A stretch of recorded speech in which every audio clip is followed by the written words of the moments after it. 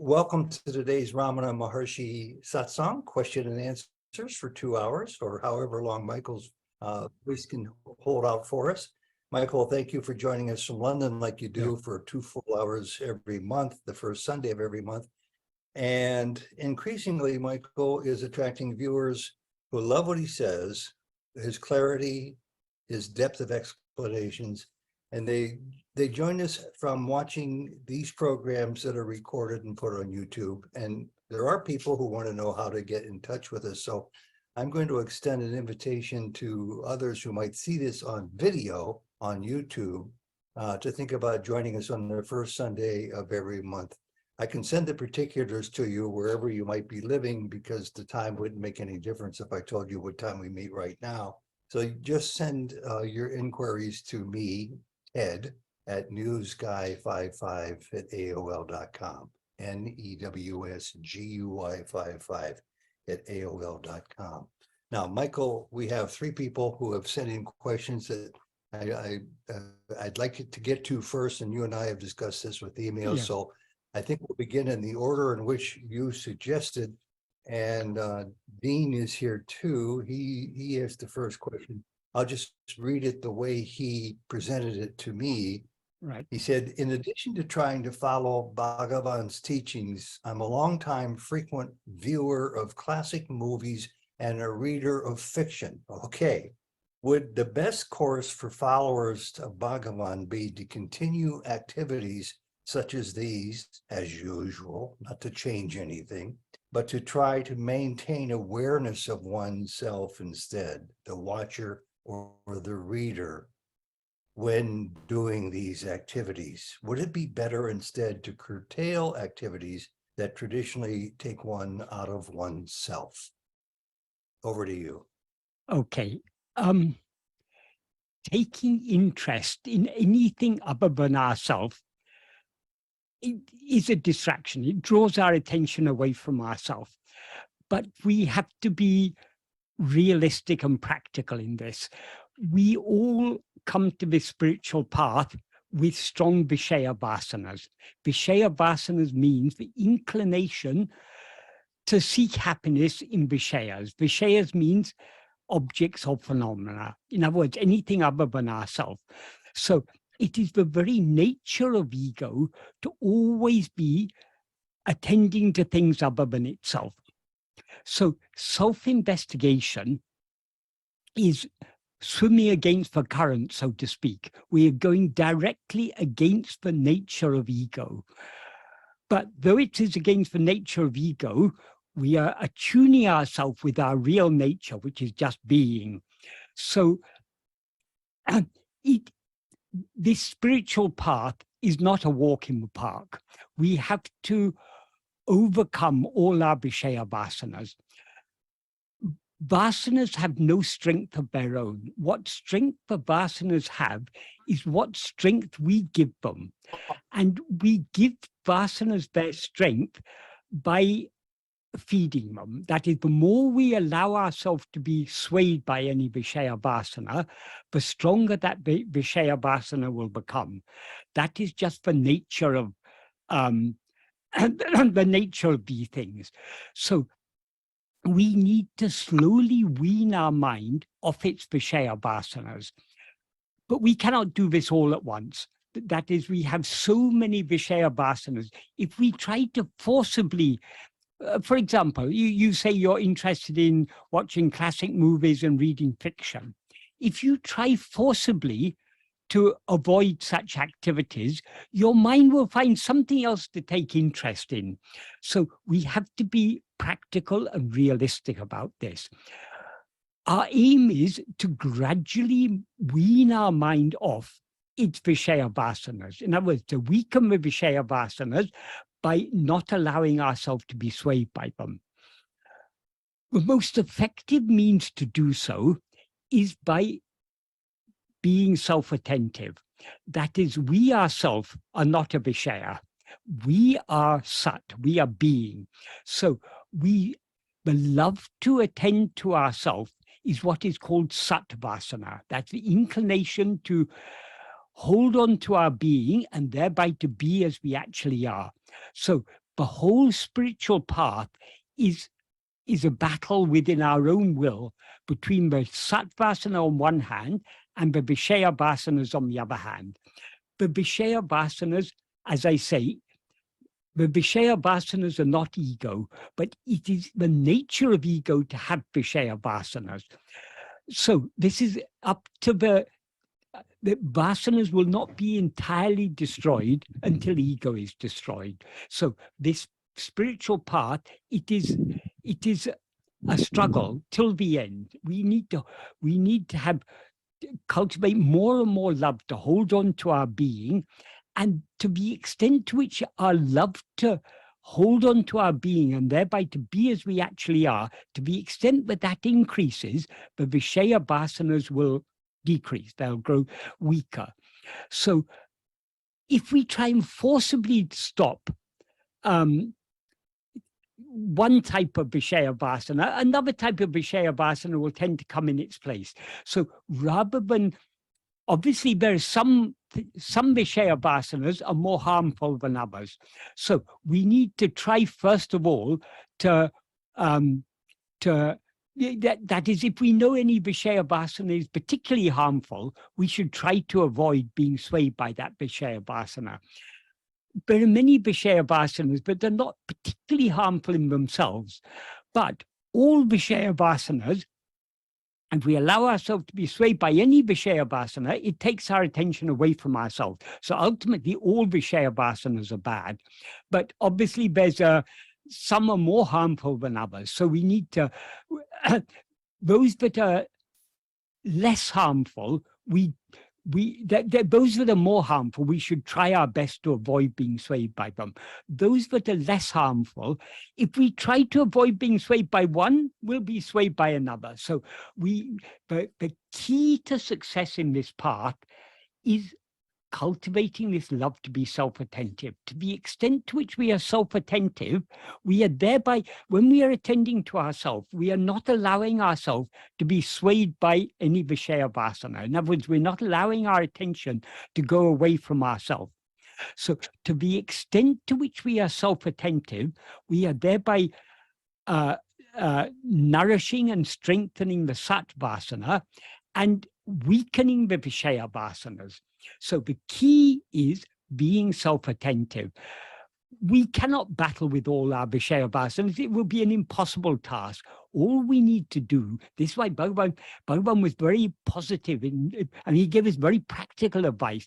He advised us to cling to self-attentiveness as much as possible. And he said, to the extent to which we cling to self-attentiveness, to that extent the vishaya vasanas will decrease in strength. So the key is clinging to self-attentiveness. Yes, regarding you, Dean, you say, but would the best course for followers of Bhagavan to be to continue such activities such as these as usual, but to try to maintain awareness of ourself, the watcher or reader, when doing these activities? Yes, whatever we are doing, that is, no activity in itself takes our attention away from ourselves. It's because of it's we who allow our attention to go away from ourselves. So the more we try to hold on to self-attentiveness, the less our attention will be going away from ourselves. So that is the key. Whatever the mind, speech, or body may be doing, or if they're doing nothing, whether they're doing or not doing, our aim should be to try to hold on to self-attentiveness as much as possible. So yes, to a certain extent, we can allow the less harmful activities to go on. But even in the midst of those activities, we should be trying to cultivate more and more love to attend to ourselves. The more love we have to attend to ourselves, the more our interest in these other activities will wane. It'll decrease. So this is why there's a verse in Bhagavad Gita. The verse is chapter 6, verse 25. the verse in Sanskrit is Sane Sane Uparamed Buddhya Driti Kritaya Atma Samstam Mana Kritva Na Kinchit Hapi Chintayet. This verse is a very, very practical instruction. What it means is Sane Sane means little by little, step by step, gradually, gradually. That is the key. Gradually, gradually. Uparamet means the cease activity, restrain the mind from going outwards is what it implies. And the means is buddhya driti kritaya. That means by an intellect that is by a firm intellect, by keen discrimination. We need to gradually withdraw the mind from activity. How do we withdraw the mind from activity? That is what is given in the next line. Atma samstam mana kritva. This is the key. Atma samstam mana kritva means make the mind, or making the mind fixed in oneself, in Atma. Atma means oneself. So making the mind fixed in oneself, na kinchitape chintayat. Do not think of anything else at all. This verse, Bhagavan has translated into Tamil as verse 27 of the Bhagavad Gita Saram. What Bhagavan says in Tamil is, Dhiram se buddhiyanal. That means by a courage-imbued intellect. Because why courage-imbued intellect? Because we need to have clear judgment, clear discrimination, and we need to be firm and persistent in this. We will fail time and time again, but we shouldn't give up. We should continue trying. The term, how Bhagavan translates sane sane, gradually in Tamil is mella mella. Mella mella means gently, calmly, gradually. So that's a very important idea. It's only gradually we can do this, because over countless lives, how these Vishaya Vasanas have come into existence. We are the ones who have cultivated these inclinations to take interest in this or that or whatever. So we need to gradually wean our mind off these Vishaya Vasanas. We need, and then Bhagavan says, Dhiram se buddhiyanal, Dhiram se buddhiyanal, chittate, the mind, mella, gradually, nischala se, nera se avendam. It is necessary by a courage-imbued intellect to gently, gradually, slowly make the mind achieve motionlessness. And then Bhagavan adds in a term, for poetic reasons, he adds it, maratane. Maratane means great charioteer. That is, though in the story of the Bhagavad Gita, Krishna is Arjuna's charioteer. Arjuna is, as a prince, he's a great charioteer in his own right. I mean, he to be a prince and to fight in battle, you need to be able to drive a chariot. So in this case, Krishna was acting as the charioteer, and Arjuna was the one who was fighting in the chariot. Krishna said he wouldn't join in the fight, but he would drive the chariot. But because Arjuna is in his own right a great charioteer, Krishna addresses, but in this Bhagavan's translation, he addresses Arjuna, a great charioteer. But that's obviously not such an important idea, but it's just for fitting the meter in Tamil. Then the important part is the next two sentences. Chittate atma-vil se tiduka. That means fix the mind on yourself. Fixing the mind on yourself means fixing the attention on ourselves. That is, if we talk about having our mind on something, that means we're attending to it. So fixing the mind on ourselves means being self-attentive. And this is the definition that Bhagavan gives, incidentally, in the 16th paragraph of Nana, Bhagavan defines what he means by Atma-vichara. He says, Sada kalamum manate atma-vil vetirupatikutan Atma-vichara mendrupaya. That means the name Atma-vichara refers to always keeping the mind on oneself. So what he says there is what Krishna is saying here. When Krishna says Atma-samstam manakritva, fix the mind on yourself, is that is what he's describing is the practice of self-investigation taught by Bhagavan. So as I say, in Tamil, Bhagavan says, Chittate anmabil satidika, fix your attention on yourself, fix the mind on yourself. Matredavum ittanayam ennidade. Do not think of anything else at all. Are we able to remain keeping our attention fixed on ourselves without thinking of anything else at all? No, I don't think any of us are able to do that, but that is what we are aiming for. And in order to reach that point where we have so much love to attend to ourselves, but we're able to fix our attention firmly on ourselves and not think of anything else at all, we need to gradually wean the mind off its interest in activities. That's why Bhagavan says, bring the mind to nischala. Nischala means nischalana, sorry. Nischalana se nera se vendam. Nischalana means motionlessness. In other words, a state of inactivity. We bring it to that state of inactivity by gradually turning our attention back to ourselves, trying to hold on to self-attentiveness more and more. And this is the first of a pair of verses. The next verse, I won't read the Sanskrit, I'll read just what Bhagavan says in Tamil.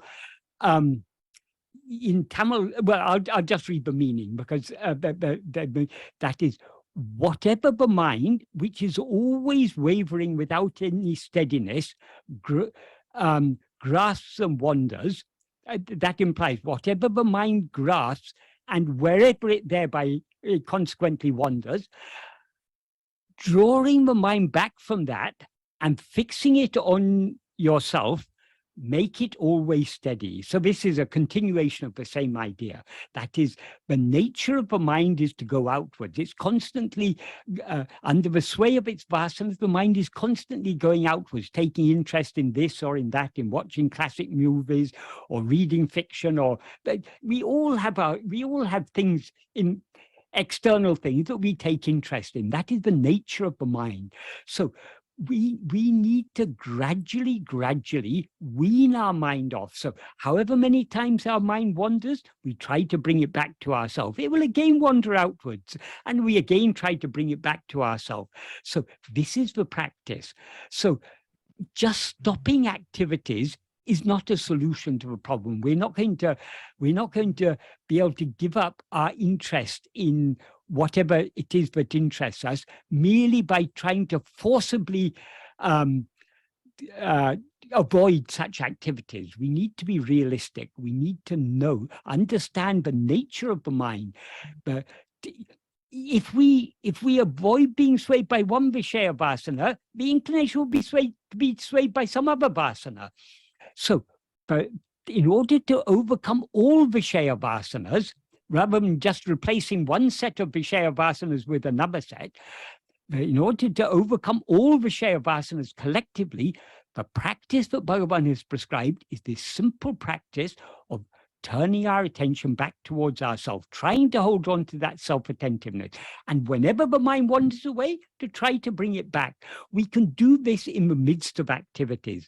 So if we are doing this, we will gradually find that our interest in other things, in reading, in watching the news, or watching classic films, or reading fiction, or whatever, or watching sports, or all these things, these will become, these interests won't cease immediately, won't die immediately. They'll still be there. So long as there's ego, the vasanas will be there to some extent, but they will lose their strength. They'll become less and less powerful. though we may continue the same activities we were doing previously, those activities hold less of a sway over us, and we are more and more able to turn our attention within. So this is this question you've asked, Dean. You cited a particular example of, in your case, you're a keen watcher of classic movies and reader of fiction. Other people may not be interested in these things, but we all have certain things that we're interested in. So we are not to try and forcibly avoid these things. What we try to do is to cultivate more and more love, to attend to ourselves by whatever we may be doing, trying to turn our attention back to ourselves. Because whatever we're doing, whether we're watching movies or reading fiction or following the news or taking interest in maybe environmental issues and the environment or whatever, there's so many things that may interest our mind. Wherever our mind is going, we should be gradually trying to bring it back to ourselves, because whatever we may be attending to, we exist there to attend to it. So rather than allowing our attention to go outwards towards other things, we try to bring it back towards ourselves. This is why Bhagavan gave this very useful clue. He said, in Nana, in the 6th paragraph, he says, however many thoughts arise, so what? As and when thoughts rise, we should vigilantly try to investigate to whom are these thoughts. What does he mean by investigate to whom are these thoughts? Obviously, all thoughts appear to whom? To me, to I, to ego. So investigating to whom thoughts arise means turning our attention away from whatever is appearing back towards ourselves. And when we turn our attention back towards ourselves, we then have to try to hold on to that self-attentiveness. That's why he says in Nana, whatever thoughts may arise, we need to investigate to whom do they appear? To me, who am I? Investigating to whom they appear means turning our attention back to ourselves. Investigating who am I means holding on to that self-attentiveness. Because when we turn our attention towards ourselves, the natural flow of the mind is again to flow outwards. So we try to hold on to that self-attentiveness as much as possible, but it will slip outwards. Inevitably, the attention will slip outwards sooner or later, and then we again try to bring it back. So this is why that verse says, with a courage-imbued intellect, we need to have patience and perseverance, and we shouldn't be disheartened. We will fail any number of times. Nobody succeeds in this spiritual path without failing time and time and time again. But failure is good in the sense that if we never tried, we would never fail. So the fact that we are failing to attend to ourselves is a sign that we are at least trying to attend to ourselves. If we weren't trying to attend to ourselves, we wouldn't feel that we're failing. So the key is trying. It doesn't matter how many times we fail, we need to continue trying as much as possible to be self-attentive. By this effort to be self-attentive, we are gradually weaning the mind off its Vishaya Vasana. The Vishaya Vasanas are losing their strength, and the Satvasana is gaining in strength. And that Satvasana is Bhagavan's grace working in our heart, because the very nature of ego is to go outwards under the sway of its Vishaya Vasanas. So the inclination to turn within and thereby to surrender ourselves, that inclination is what's called Satvasana. That cannot come from ego. That can come only from our real nature. In other words, from Bhagavan, from Bhagavan's grace. So Bhagavan's grace works through us by kindling in our heart this Vishaya Vasana. Sorry, this Satvasana. And so we need to take advantage of that Satvasana. We need to yield ourselves to his grace by trying, under the sway of that Satvasana, to turn our attention within more and more and more. This is the practical way of going about it. If you just decide, okay, I'm going to stop watching all classic movies, I'm going to stop reading fiction, what will happen? Will your mind immediately go within? No, it won't. It'll start taking interest in some other things. So trying to forcibly give up or trying to fight with Vishaya Vasanas by not allowing ourselves to be swayed by them at all is not the practical way. The practical way is to more and more allow ourselves to be swayed by the Satvasana. To the extent that we are swayed by Satvasana, our attention is turning within. To the extent that the attention is turning within, we are not being swayed by the Vishaya Vasanas. So slowly, they lose their strength and the Satvasana gains its strength. Is that a sufficiently clear answer, Dean? Yes, that sounds great. Can you hear me? Yes, I can hear you clearly. Yeah, that sounds great. That sounds perfect. Yeah. Yeah. The one thing that occurred to me just as is that it right now it doesn't seem like it would be that challenging or difficult to diminish, to reduce how much I watch movies and read. I mean, it's not as if it's that compelling. So it would be a question of moderating or just doing it less. Yeah. That does not sound very like it would be that challenging or difficult for me. Yeah. Because we have moderation is a very useful thing. That is, we can't completely give up our interest, but we can moderate the extent to which we allow ourselves to be swayed by those interests, and by cultivating more and more interest to know who am I. Right. That's perfect. That's perfect. Okay, right. So what we're going to do is go next to Harshita. And of all three of these today, McNair's is the third question, there's a kernel of similarity. And it's good because it's taking us into a deep dive as to what all of this is about. Michael, Harshita's question to you is, if I understand it correctly, the basic essence of Ramana's teachings is to inquire self, to do self-inquiry, and to just be without attending to any other thought to the best of our capability, as you point out. As a beginner, I'm finding it hard to wrap my head around this because in order to perform one's duties at work, one's duties at home, wherever I might be, one has to think and thoughts arise. How can you not have thoughts while performing your duties at work? You need to think in order to work. Right. Yes, you are correct in saying that the basic essence of Bhagavan's teachings is self-investigation, to investigate who am I, what we actually are. That is the essence of his teaching. That's what his teachings are all about. Obviously, if we're dwelling on thoughts, our attention is going away from ourselves towards the thoughts. So to the extent to which we're investigating ourselves means we investigate ourselves by attending to ourselves. So to the extent to which we attend to ourselves, our attention is thereby withdrawn from thoughts. But we are not, thoughts are not a problem. The problem is the interest we take in the thoughts. The problem is the Vishaya Vasanas, that is the inclination to think about this or about that.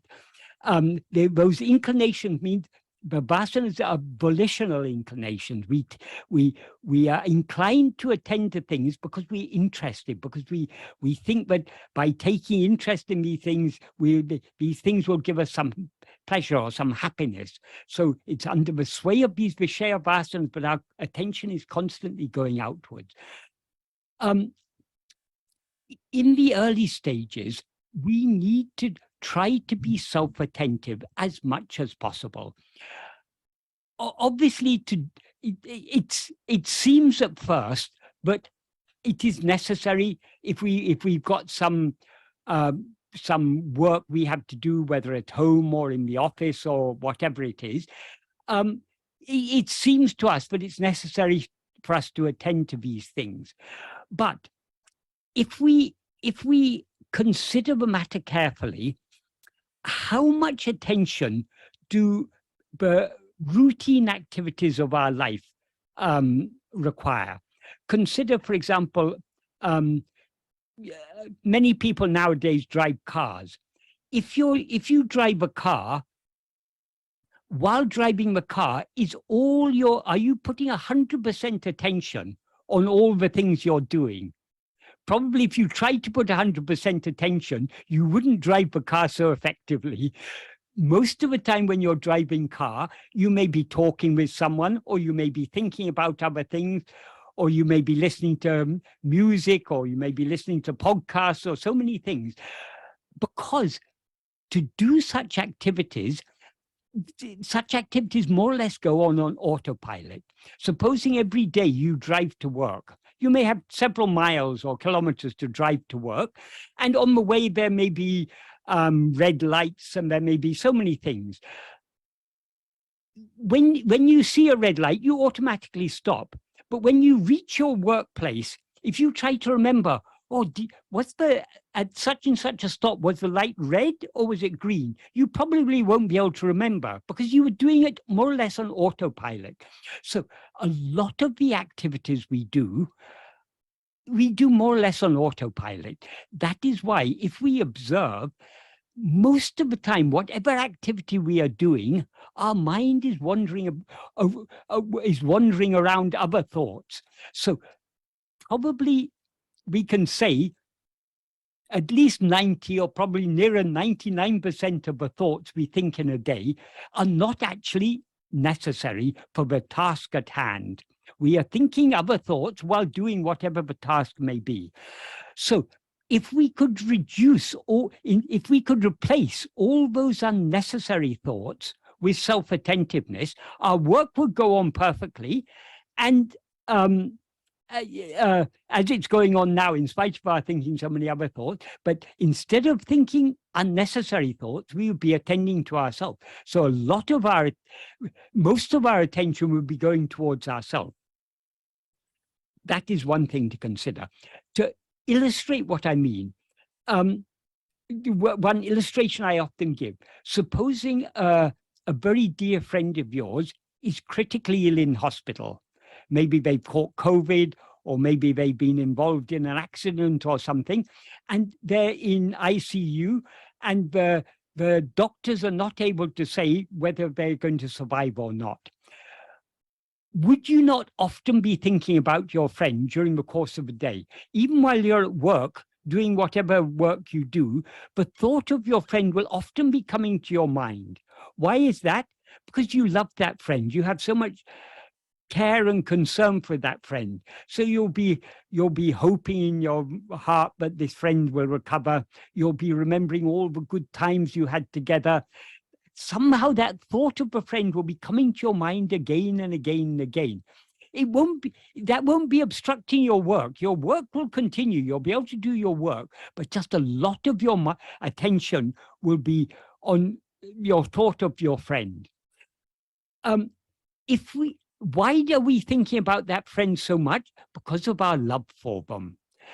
If we had so much love to know who am I, we would be attending to ourselves. If we had so much love to attend to ourselves as we have to think about our friend who is critically ill, we would, most of the time, our attention would be on ourselves. But other work would go on unobstructed. Another factor to consider here, it seems to us at this stage, but our work can go on only if we attend to it. And therefore, if we don't attend to it, the work won't go on. That is not actually the case, because as Bhagavan made clear, there are three instruments of action: mind, speech, and body. When we allow ourselves to be swayed by any Vishaya Vasana, our attention goes away from ourselves towards some other thing. That is the beginning of mental activity. Mental activity in turn leads to activity of speech and activity of body. So a lot of the actions we do by mind, speech, and body, we do under the sway of our Vishaya Vasanas. But our Vishaya Vasanas are not the only force that are driving these three instruments of action. Because, as Bhagavan made clear, whatever actions we do under the sway of our Vishaya Vasanas, those actions are called agamya. Agamya are the actions, the karmas that bear fruit. The fruit of agamya once we've done an action, the fruit is out of our hands. It's in God's hand. So the fruit of the actions we do in this lifetime, we cannot experience those fruit in this lifetime. Those fruit all get stored in what is called sanchita. Sanchita means a heap or pile. That is all the fruits of past karmas that we haven't yet experienced. So the sanchita is a huge pile, because in every life, as a general rule, we're trying to experience so many things, far more than we're able to experience. So if in one lifetime we experience one lifetime worth of the fruit of past karmas, we may accumulate 10 lifetimes of more fruit to be stored. So the sanchita tends to be an ever-growing pile. From that huge pile of fruits of past karmas, which we've done in countless previous lives, God or Guru, in other words, Bhagavan, selects which fruit of which karmas will be most conducive to our spiritual development in this lifetime. The fruit he allots for us to experience in this lifetime is called prarabdha. Prarabdha means a fate or destiny. So, as Bhagavan said, whatever is destined to happen is going to happen. Whatever is not destined to happen is not going to happen. So what that means, whatever we are to experience in this life, it's already predetermined. We cannot avoid experiencing what we're destined to experience, and we can't experience what we are not destined to experience. So the prarabdha determines what we are to experience. However, in order to experience the prarabdha, certain actions are necessary on our part.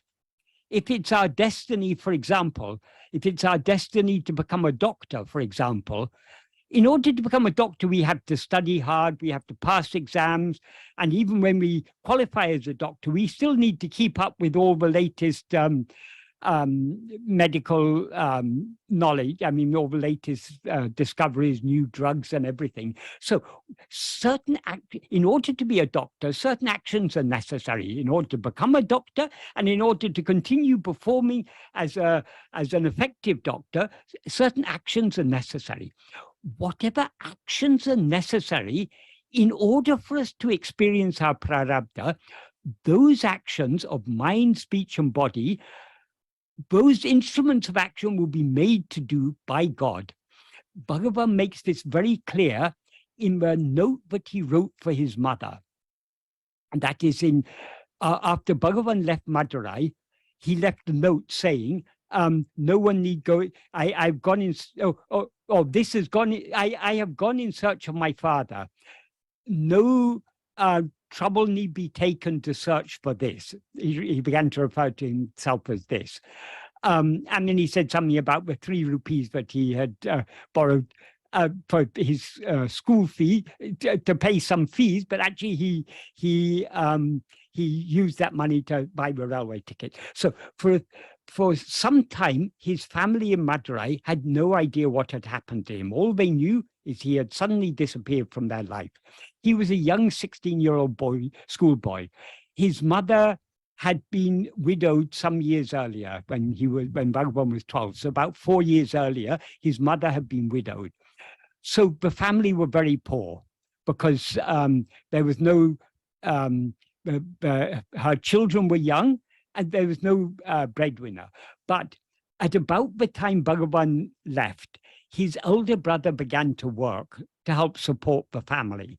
So because his elder brother, no, it may not have been at the time Bhagavan left, it may have been later. But anyway, what happened was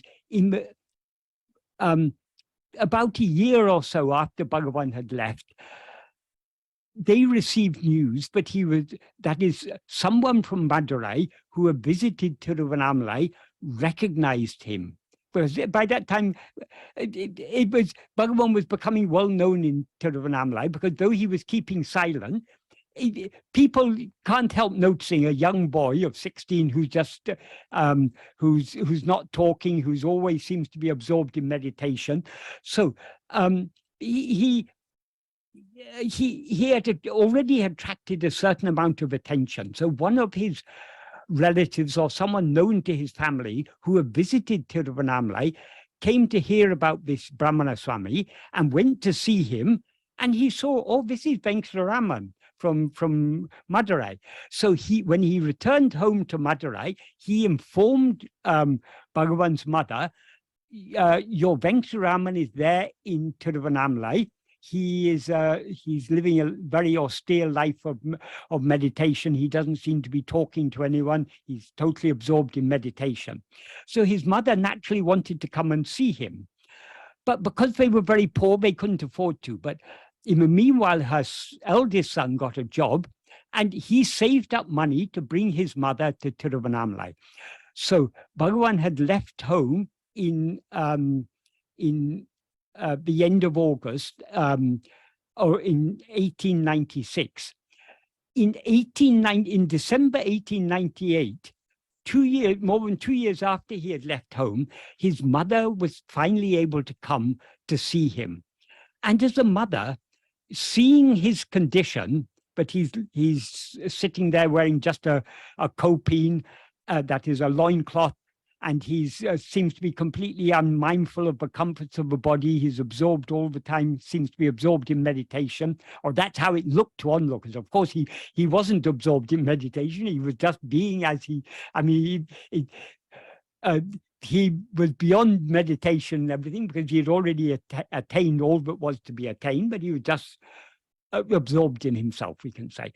So, seeing that, she pleaded with him to please come home with her. She said, we don't want you to change your lifestyle. You can continue your meditation or whatever it is you're doing, but I'm your mother. At least allow me to take care of you, to feed you and to provide for all your needs.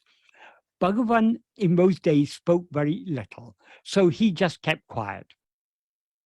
All this happened in a place in Tiruvannamalai called Pavlakundru. That is an eastern spur of Arunachala. On top of that eastern spur, there's a temple called Pavlakundru. Well, Pavlakundru is the name of the hill. So it's like a small hillock, and on top there's this temple, and that overlooks the big temple in the center of the town. So Bhagavan was at that time staying in that temple. So he was there, but all this happened. So Bhagavan was just sitting there, keeping quiet as usual, and his mother was pleading with him and weeping and everything, as a mother naturally would. For the other people who were there, it was very unbearable to see this lady weeping, this mother weeping and begging her son to come back with him, and he's just sitting there as if completely indifferent, as if completely unmoved. So finally, one of the people who was present gave Bhagavan a pencil and paper and said, Swami, if you don't want to reply in words, please at least give a reply to your mother in writing.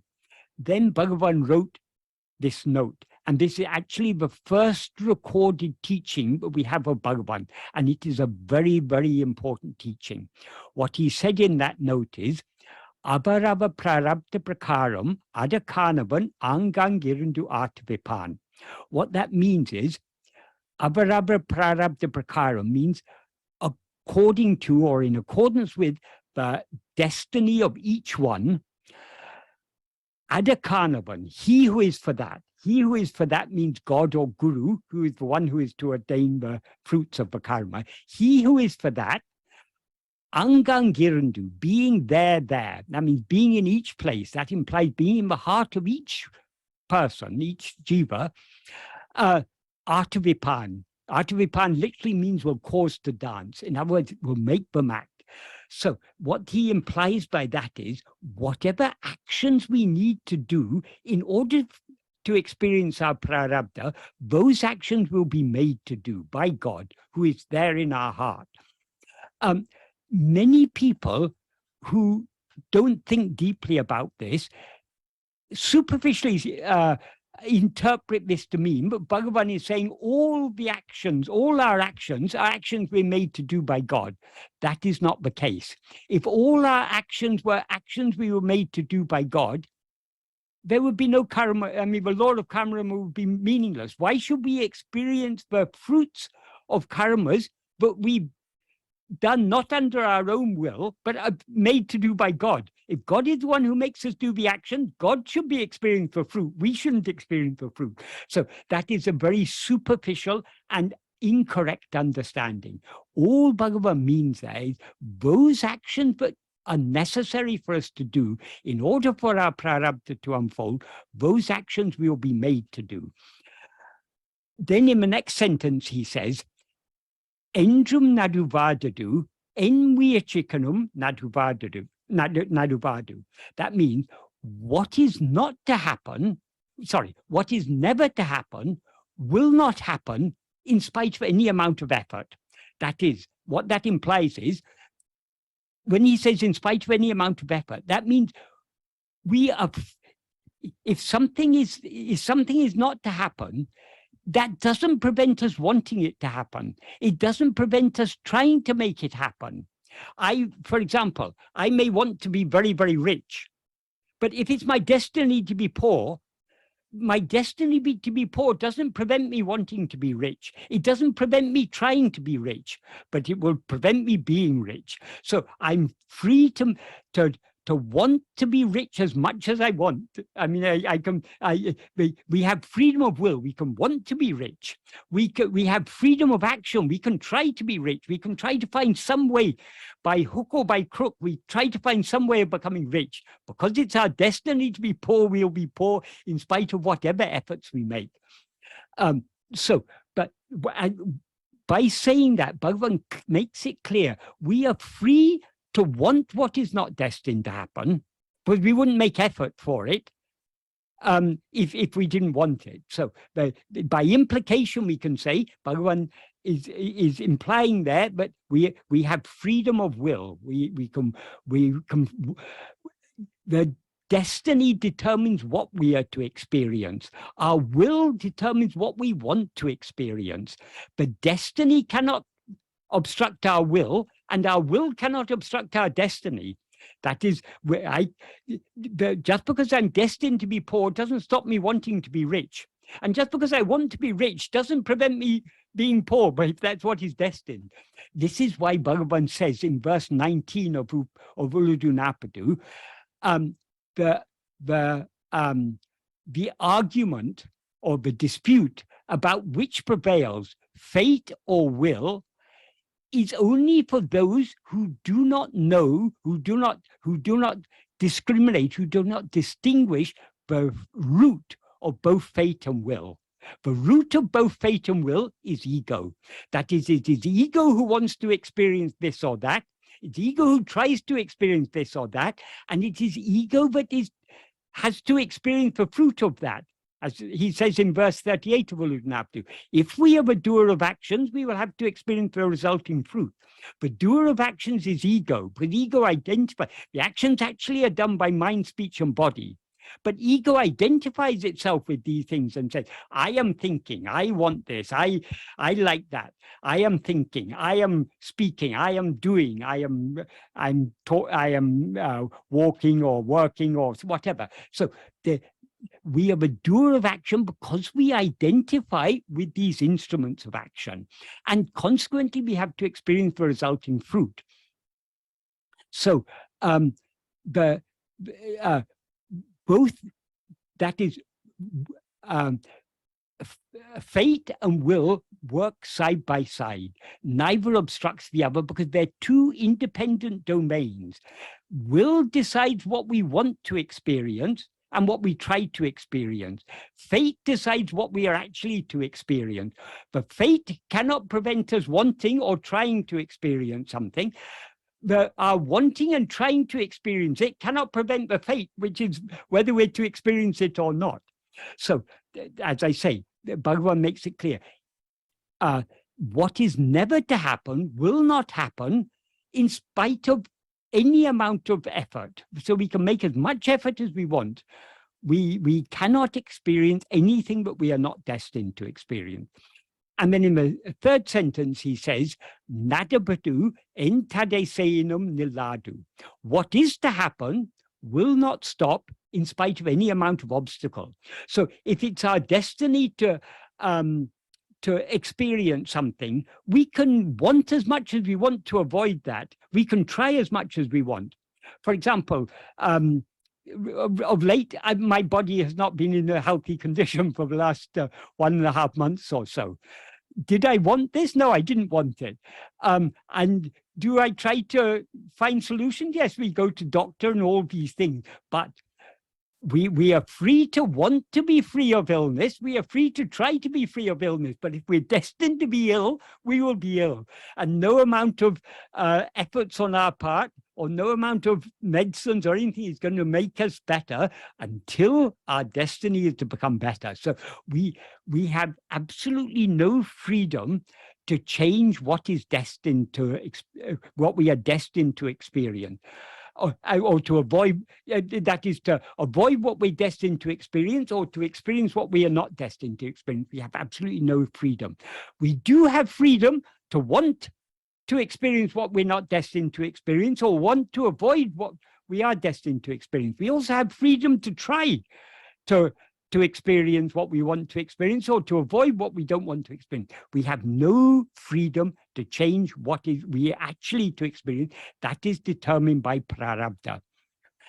And then that's verse third sentence.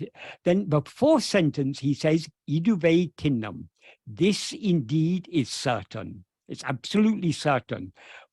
That is whatever is not to happen will not happen in spite of any amount of effort we make. What is to happen will not stop in spite of any, however much we try to obstruct it. This is certain. Ahalin monamai irike nandru.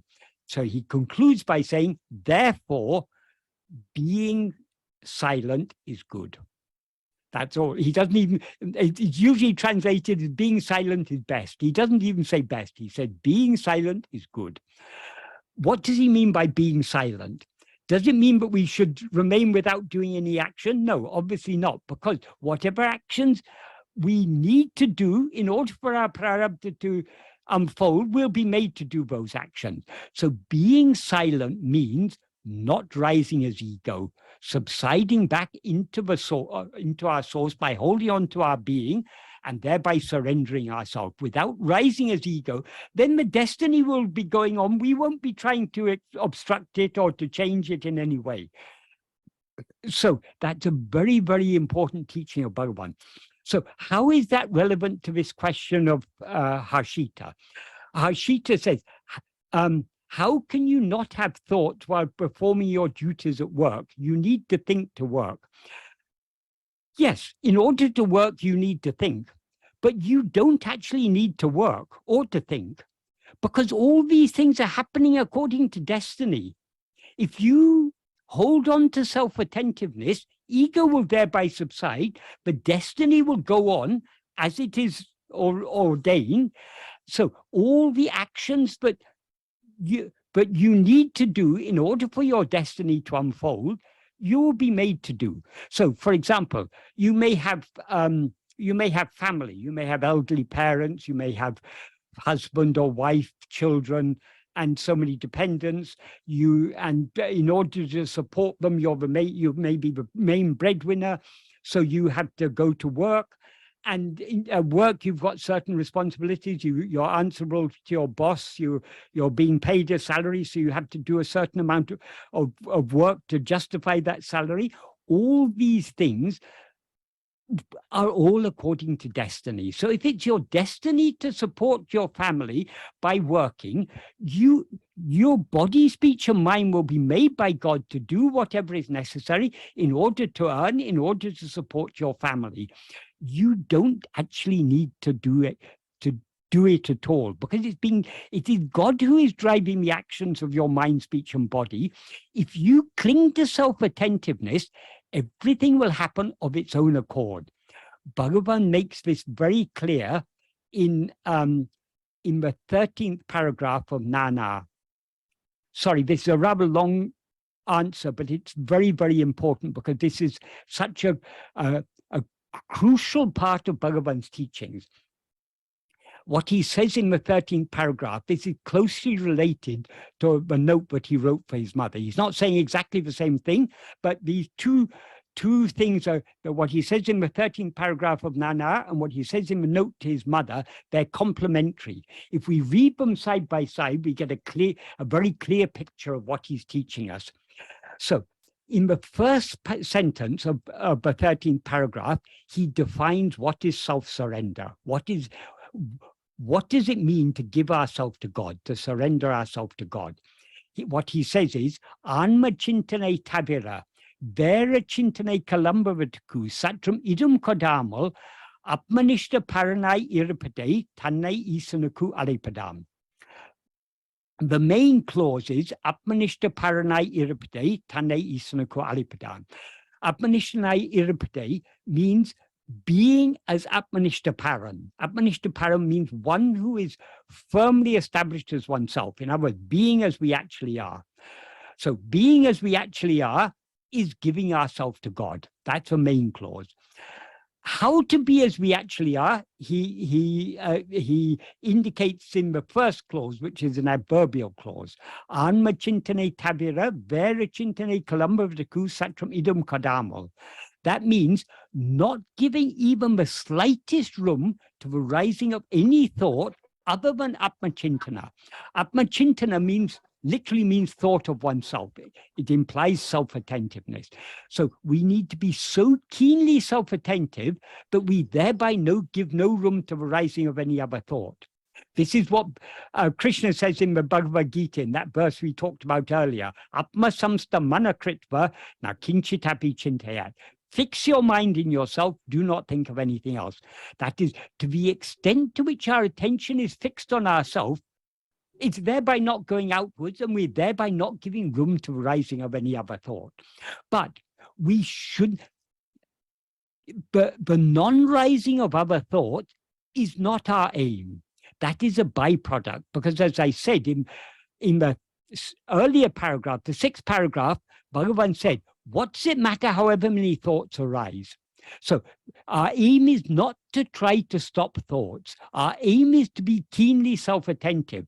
If we are keenly self-attentive, there will thereby be no room for other thoughts to arise. So the implication of this first sentence is that in order to surrender ourselves to God, we need to be so keenly self-attentive that we give no room to the rising of any other thoughts. When we read this, we may well ask, as Harshita asked here,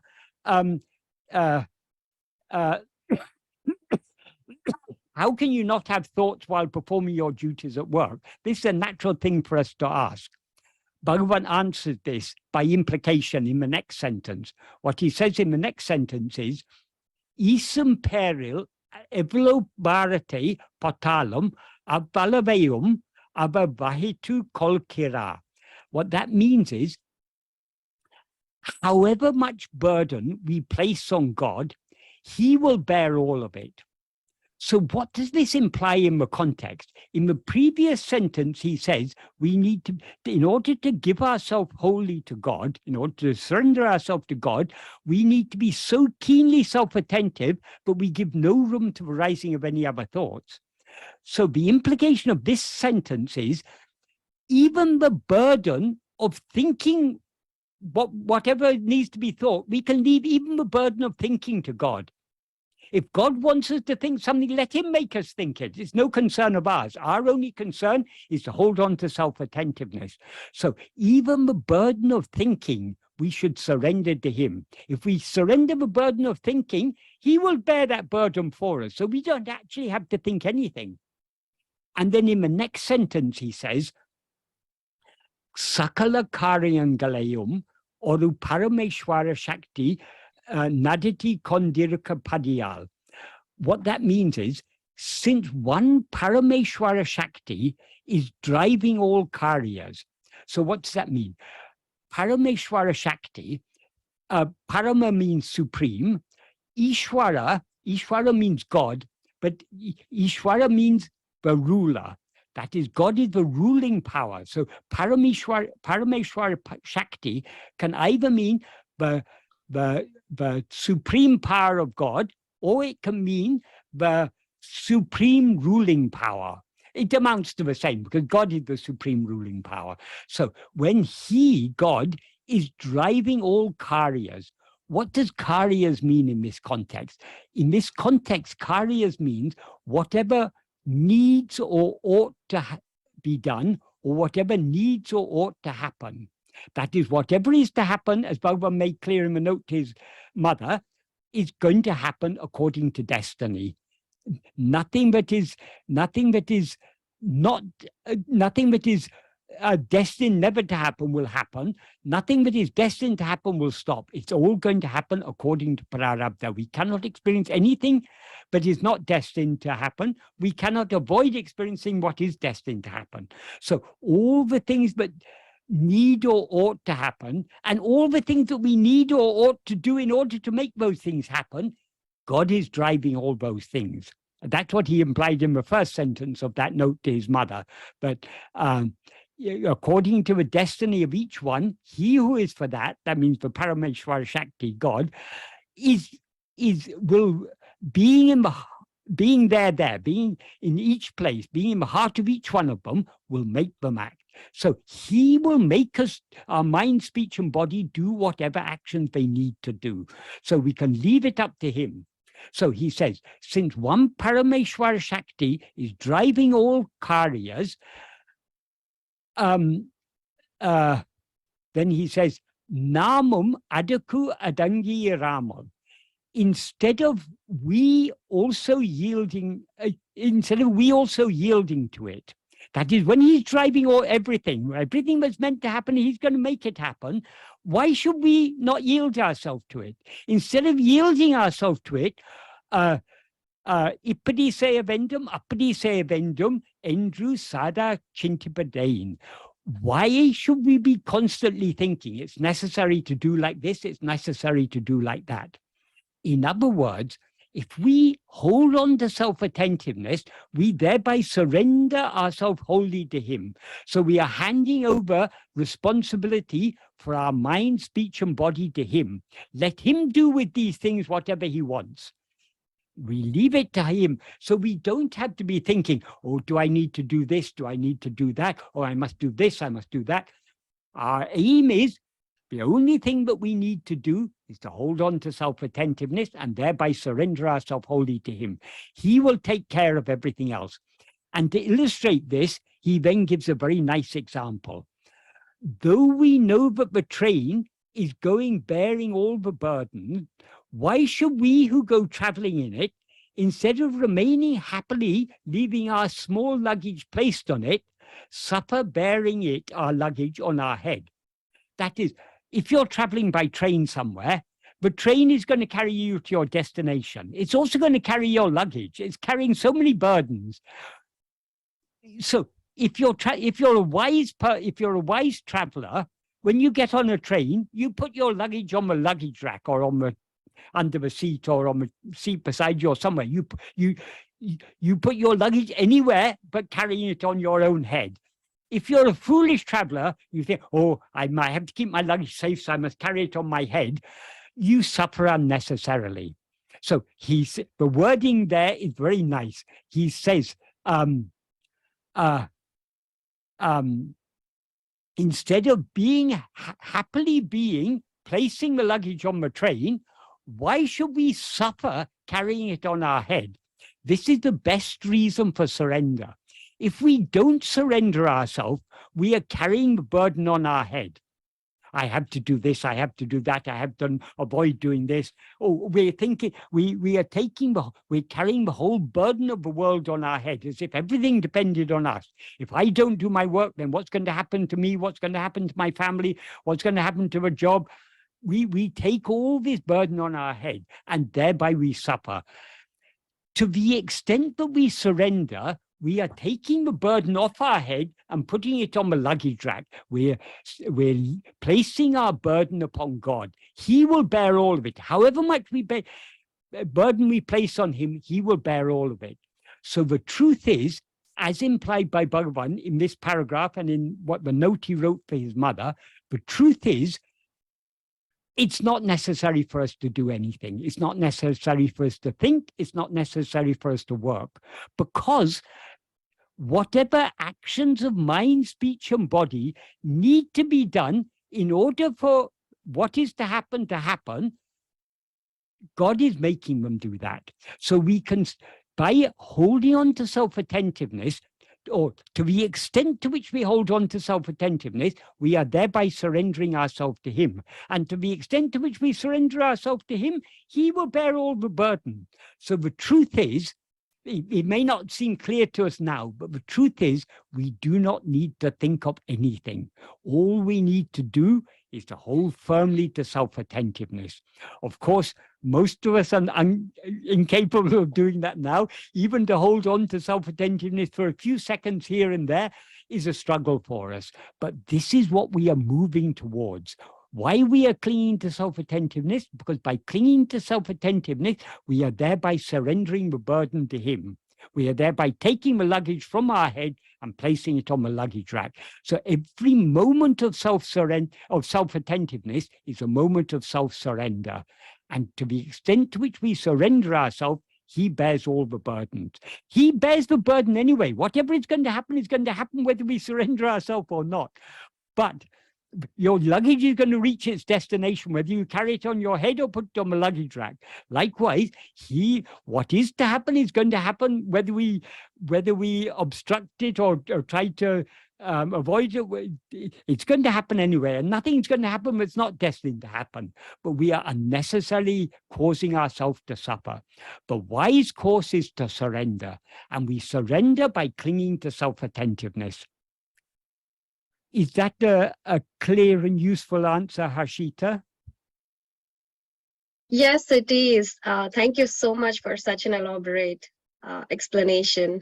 Yeah. My father always said you're a noble soul, a rishi, so I'm very blessed. Thank you. Well, this is not my explanation. This is Bhagavan's explanation. But the reason I take so much time to answer these questions, if I simply give a question, oh, no, it doesn't matter. So long as you're attending to yourself, you don't have to worry about anything else. You're not going to understand it.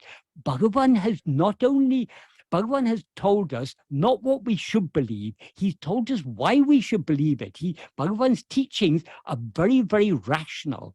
If we understand his teachings correctly, we understand not only what is beneficial for us to believe, but why it is beneficial for us to believe that, and why believing that is useful for us, how it's going to help us in our spiritual progress. So thinking deeply about what Bhagavan has said, and I don't mean all these things that are recorded in talks and these other things. These are not very accurate recordings. And Bhagavan was often not giving his pure teachings because it was according to the needs of the individual questioners. But in Bhagavan's original writings, like this note he wrote for his mother, Nana, Uladunaptu, Upadeshundia, Arunachastuti Panchakam, if we dwell deeply upon what Bhagavan says in his own original writings, we will get a clear and comprehensive understanding of his teachings. And then when questions arise in our mind, we will be, how am I able to answer your questions? Just because by Bhagavan's grace, I've been dwelling on his teachings and also trying a little bit to put them into practice for so many years. But when you ask questions, I can clearly see, but yes, Bhagavan has already answered this, if not directly, at least by implication. So I'm just pointing out what Bhagavan has said and what is the implication and how that answers your question. Yes. So it is not me at all. It is Bhagavan who is doing this. Thank you again. Thank you. And thank you, Harshita. Michael, before we go on, I'll just point out that the three people who submitted excellent questions today with some overlapping, they're all new. I believe they're new to Ramana. They're certainly new to our satsang on Sundays here.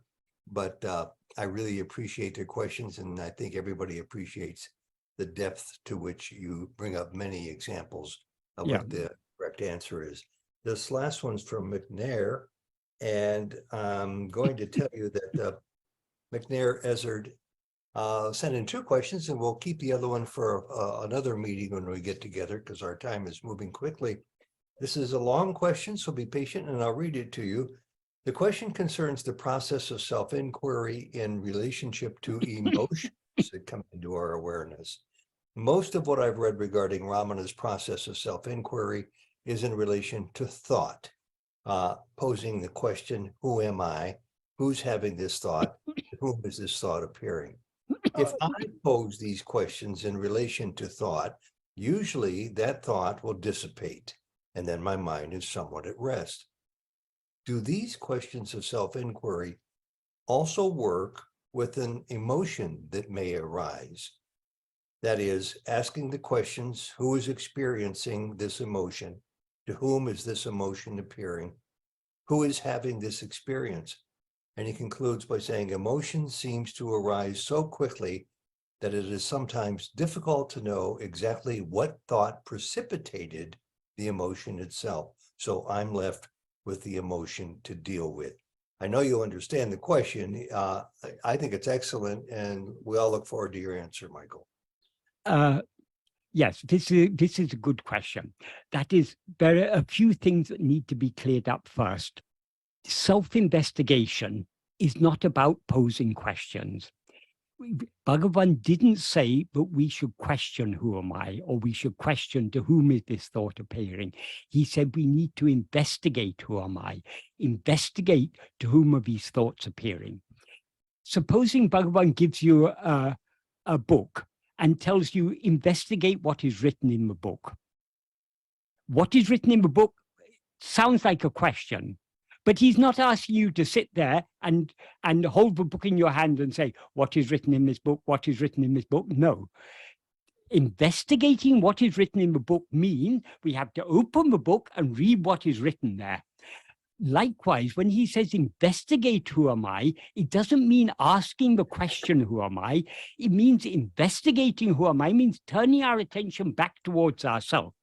So Bhagavan never said to ask questions. He said we need to investigate. And investigating to whom does this thought appear? What does that mean? To whom does any thought appear? It appears to us. So investigating to whom it appears means investigating ourselves, the one to whom the thought appears. That's the first point that needs clarification. The second point that needs clarification is we need to understand what Bhagavan means by thought. Generally, when we talk about thoughts, in most cases, we are talking about the mental chatter that is going on in our mind. Mental chatter, it's the nature of the mind to be chattering to itself. But Bhagavan uses the term thought, or Tamil terms that are equivalent to thought, in a much broader sense. Any mental impression, any mental phenomena is a thought. So according to Bhagavan, all phenomena are thoughts. In Nana, in the fourth paragraph, he says, Ninevu gale tabitu, excluding thoughts, jagam endru or porol anyamai ile. Excluding thoughts, there is no other separate thing as world. And he says again in the 14th paragraph, he says, towards the end, he says, Jagam embadu Nineveh. That means what is called the world is only thought. Why does he say that? Because what we experience as the world is just mental impressions. That is, what do we experience? We experience sights, sounds, tastes, smells, and tactile sensations. As Bhagavan says in the sixth paragraph of, the sixth verse of Uludu Napadu, the world is a form of the 5 kinds of sense impression, nothing else. That is, if you remove all sights, all sounds, all tastes, all smells, and all tactile sensations, where is any world? What we call the world is only these sensory impressions. These sensory impressions are mental impressions. It's the mind that is experiencing these impressions. So according to Bhagavan, the whole world is nothing but thoughts. Just like in a dream, In a dream, we see a world. The world seems to, in dream, it seems to be very physical. If you kick a stone in a dream, you hurt your foot. If you fall off a cliff, you're going to, when you come tumbling down, you're going to hurt yourself. So the world in a dream seems to be very physical. But when we wake up, we recognize it was all a mental fabrication. So the dream is nothing but our own thoughts. Likewise, all phenomena, whether seemingly physical or seemingly mental, all are thoughts. So emotions are a type of thought in this very broad definition. That is, all objects, everything that is experienced is a thought. Our whole life is just a series of thoughts. It's all a dream. Not only are all the objects thoughts, the subject that is experiencing those objects is also a thought. That's why Bhagavan often referred to ego as the thought called I. That is, and he said, of all the thoughts that rise in the mind, the first thought is the thought called I. Why is that? Because though ego is a thought, it is a thought unlike all other thoughts, because all other thoughts are just objects. They have no awareness of their own. The only thought that is endowed with awareness is this first thought, I. So all other thoughts appear only in the view of this I, namely ego, the thought called I. So this is the thought that is aware of all other thoughts. So according to Bhagavan, everything other than our own real nature, everything other than what we actually are, in other words, everything other than pure being, pure awareness, pure happiness, pure love, which is our real nature, everything other than that is just a thought. So, yes, I hope that this is sufficient for you to, McNair, I hope this is sufficient for you now to understand the answer to your question. When Bhagavan says, however many thoughts appear, so what? Or however many thoughts arise, so what? What he means is, however many phenomena appear, so what? Whatever phenomena it may be, whether it's a sight or a sound or some mental chatter or an emotion or a like or a dislike or whatever it may be, all are objects, they are all thoughts. And so whatever may appear, to whom does it appear? It appears to me. That is, it appears to us as ego. When we don't rise as ego in sleep, nothing appears to us. Only when we rise as ego, all this multitude of diverse types of phenomena appear to us. So whatever may appear, what we need to do is to investigate to whom it appears. To whom does it appear? It appears obviously to me. So we need to investigate, who am I? We need to turn our attention back to ourselves.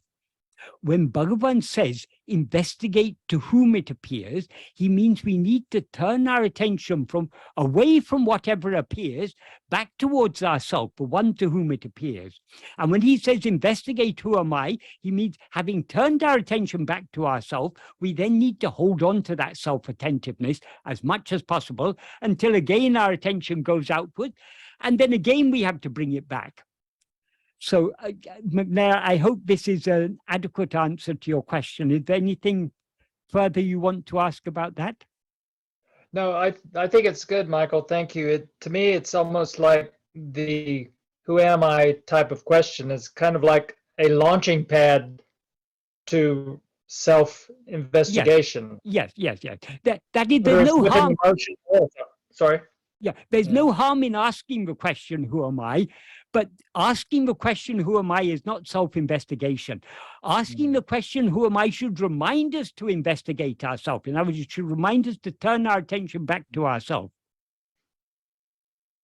All right, great. And thank you very much. Yeah, there's one other thing I can add to that. Sorry, I forgot about this.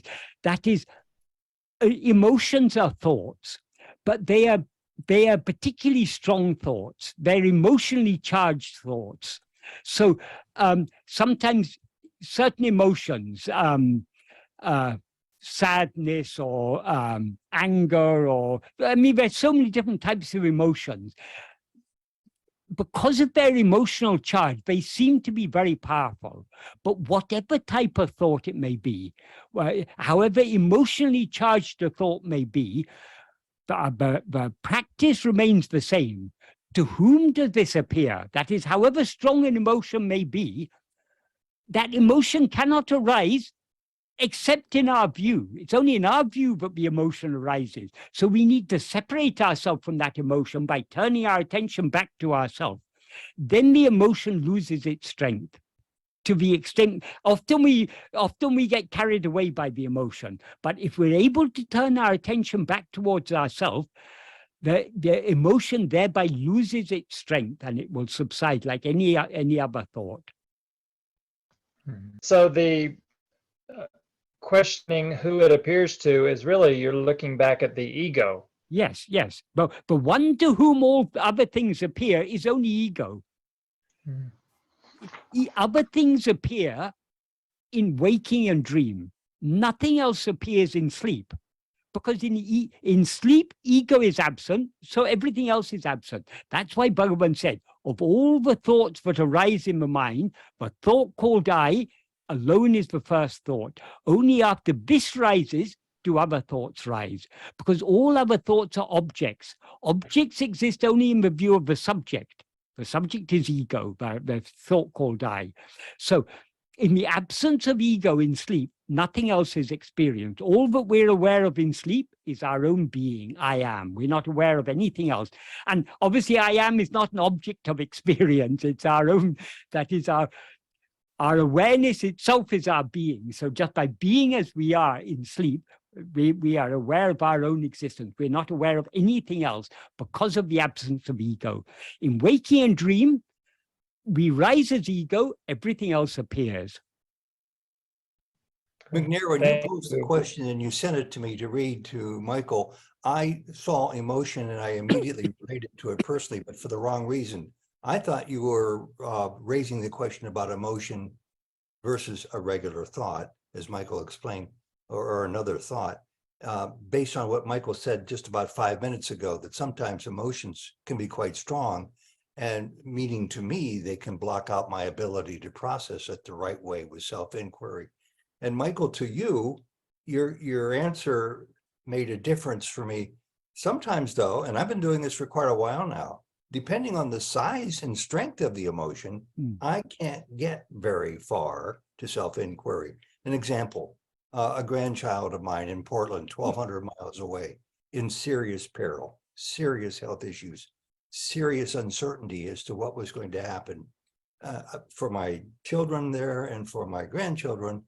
The emotion overpowered my ability to really go to in whom does this emotion appear and tracing it back to its origin. So I don't think, McNair, that's what you meant by it, but can you say even a little bit more, Michael, about that answer that you gave onto how to process it, even in a case of something serious? That is, we need to be realistic with ourselves. The truth is, we are all constantly failing in our effort to be self-attentive. The more emotionally charged the thought, the more we tend to fail. But just because we fail, that shouldn't discourage us, because failure is inevitable in this path. We will fail time and time and time again. We'll get carried away by the vasanas. We'll get carried away by our emotions. And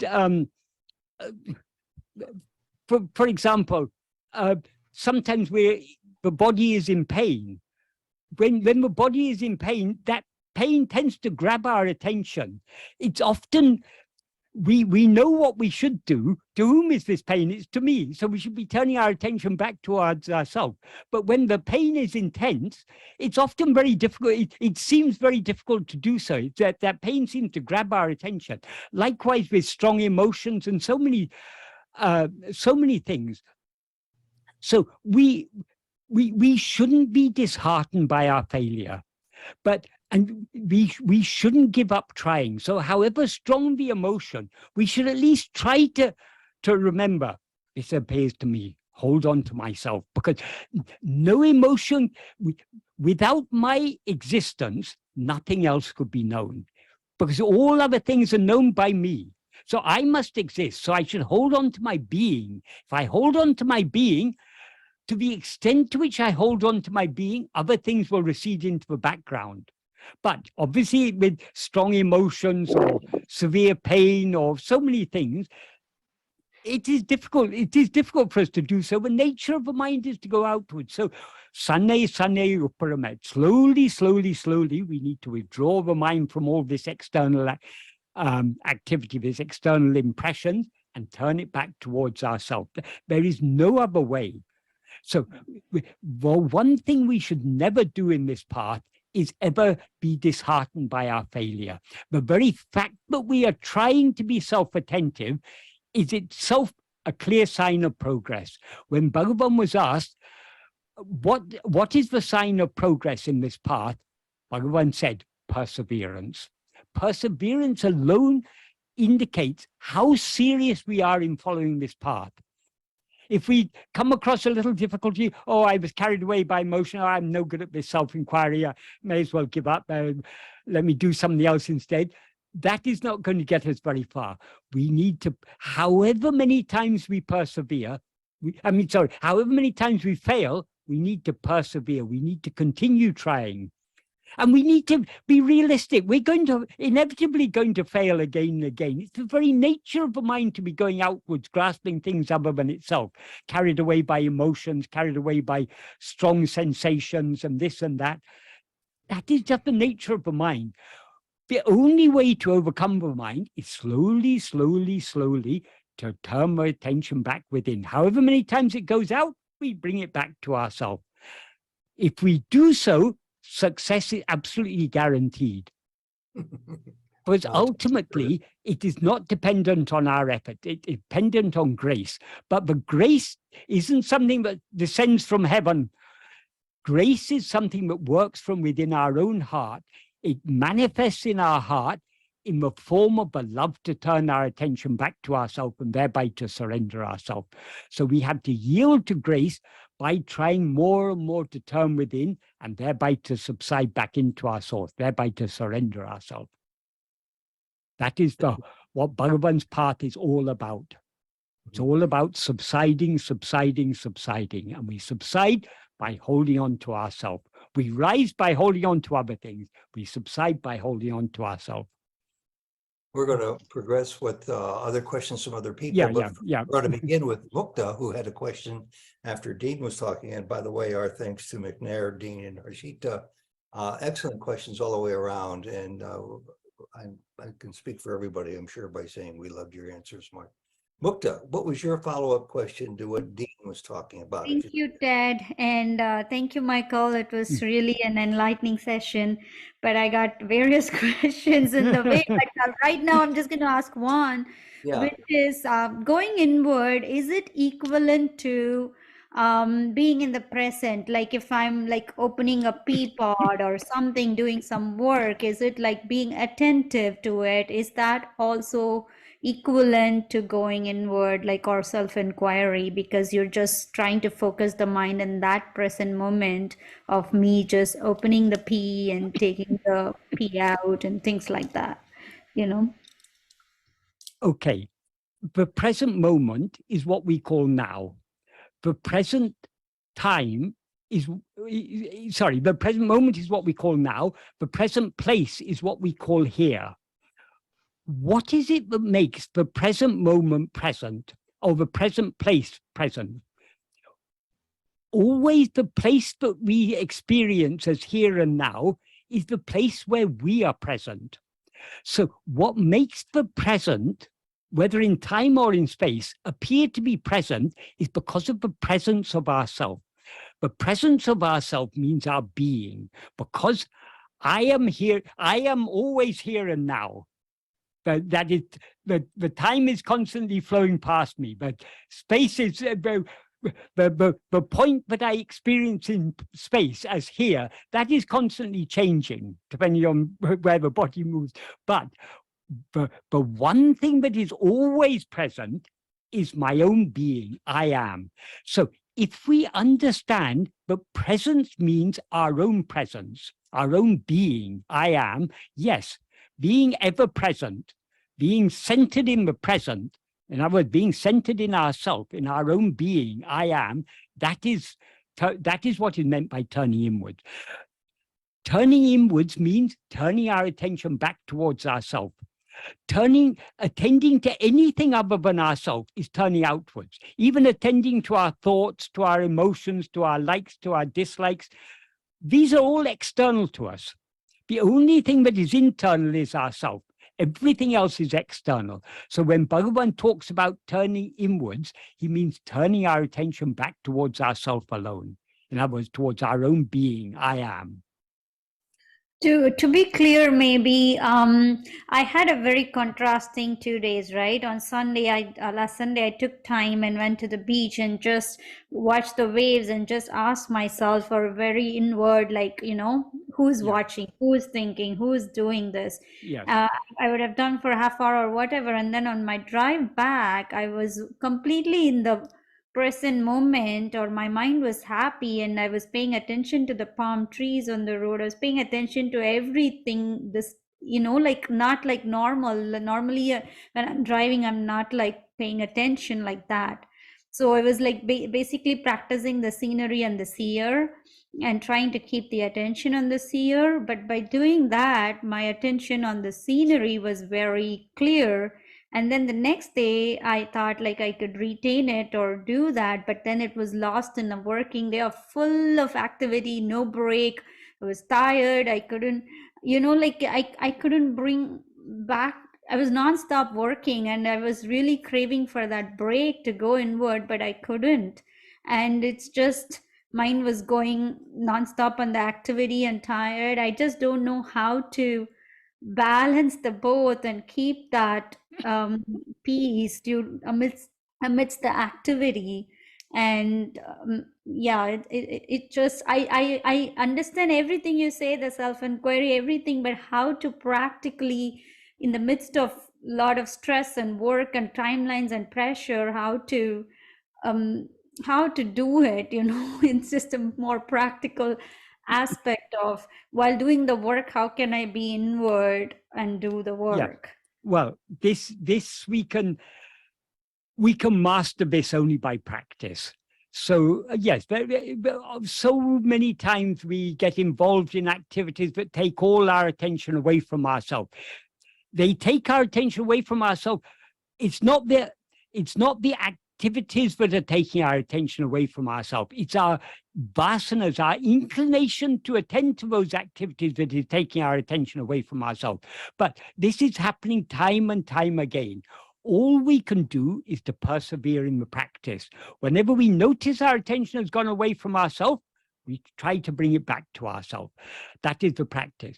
But one thing that needs clarifying, to the extent to which our attention is on ourselves, the seer, it is thereby withdrawn from the scene. So to the extent to which we are noticing the surroundings, our attention is going outwards. To the extent to which we are attending to ourselves, to the seer, the surroundings will withdraw into the background of our awareness. We will hardly notice them because our attention is on ourselves. That's one thing to be clearly understood. So it's not, but the more we attend to ourselves, the more clearly we'll be aware of other things. The more we attend to ourselves, the less we'll be interested in other things. So they'll automatically withdraw into the periphery of our awareness, so to speak. That's one thing. The other thing is about being in the present moment. Many people have a superficial understanding of what is meant by being in the present moment. For example, in Vipassana meditation, they say, be in the present. You have to, whatever action you are doing, you have to do mindfully. You have to attend to the actions. You have to, or if you're sitting with your eyes closed, you have to attend to to your breathing, to the sensations in the body, to what is going on in the mind. This is not being in the present moment. This may seem to be in the present moment, but it's not, because what is the present moment? If we time is a flow from past to future. Between the past and the future, there is a brief moment we call present. But all actions seem to happen in the present, but that is not the exact present. That is only an approximate present. That is a small window, so to speak, because for any action to happen, there has to be a duration. Action cannot happen without some duration. It may be a minuscule duration, but there has to be a duration for any action or any change to take place. So the present moment, if we think about it deeply, what is the present moment? The present moment is the interface between the past and the future. That is, if we consider, say, a second, a moment before that second is past. A moment ahead is future. So even that second it's a moment in time. It's not the exact present. The exact present, if we go deep into it to consider what is the exact present is an infinitesimal interface between the past and the future, where the past ends and the future begins. That is the present, but there's actually no gap there. So if we are truly in the present, we will experience only being. We will not experience any action, any phenomena, will not experience anything other than our own being. I am. I am alone is present. All these other things, the palm trees and the whatever actions we're doing, this is all happening in the flow of time, not in the precise present moment. In the approximate present moment, yes, it's happening, but not in the precise present moment. In the precise present moment, the precise present moment has no duration. So there's no scope for anything to happen. There's no scope for anything to be known. There's only scope for being. Just being and shining as we actually are. In other words, being aware of nothing other than our own being, that alone is truly being in the present. But So, when there's a well-known book by Eckhart Tolle, The Power of the Present. But does he ever go so deep into what he means by the present is what, like the Vipassana meditators mean by the present, the things that are happening in the approximate present moment. But that is, so long as we're attending to what is happening, or sensations in the body or the breath of things, these are all objects. So this is all outward going attention. The inward going attention is when we're attending to our being and our being alone. That is truly being in the present. Okay, I know that you have another question, but I need to go around because we have less than 15 minutes left. And sorry, Ted, I just want to get the right hold on one understanding. second, because I promised people that we would get to some spontaneous live questions, and we don't have a lot of time left. So Mukta, thanks for understanding, if you will. Michael, thank you for everything. And I'm also mindful, Michael, that at the beginning you announced that you were in severe back pain. So I appreciate you sticking with us. Bhagavan takes care of these things. I was in severe back pain before we started. Until you reminded me, I've forgotten about it. So Okay, I hope I didn't trigger a wrongful thought. No. Quickly around the board here, did anybody have any questions that came up that we would like to have your input to have as many people as possible? David, you're raising your hand. Go ahead. Thank you, Ted, and thank you, Michael, for being with us today, and prayers for your health. You mentioned earlier, Bhagavan, what does Bhagavan mean by silence or stillness? And I wonder if you can speak a little bit more about that. Let us first consider what is noise. What is the first noise is the rising of ego. And everything, the arising of anything, everything else, it's all noise. Silence means stillness, that state in which there is no rising at all. The state of being alone is silence. So that state in which ego has subsided, and consequently everything else has subsided along with it, that is what Bhagavan means by silence. In other words, silence is our own being. Silence is our own reality. Silence is what we actually are. It's our real nature. People think silence means, well, the most superficial understanding of silence is vocal silence. A slightly less superficial understanding, mental silence. If the mind is relatively quiet, if the mental chatter reduces, people think that's silence. No, Bhagavan is not talking about silence of speech. He's not talking about silence of mind. He's talking about the silence that is our own being, the silence that is eternal, the silence that is here and now and ever shining in us as I am. That is the true silence. We can never be away from that silence.